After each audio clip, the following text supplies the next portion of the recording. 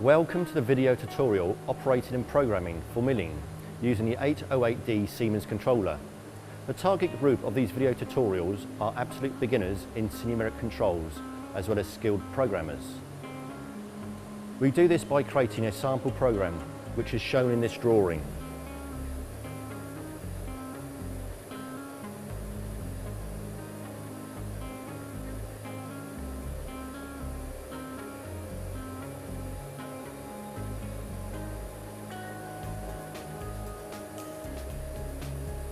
After explaining how to set the workpieces and the tools, we will show you how to operate the machine by programming a sample part with a programming editor.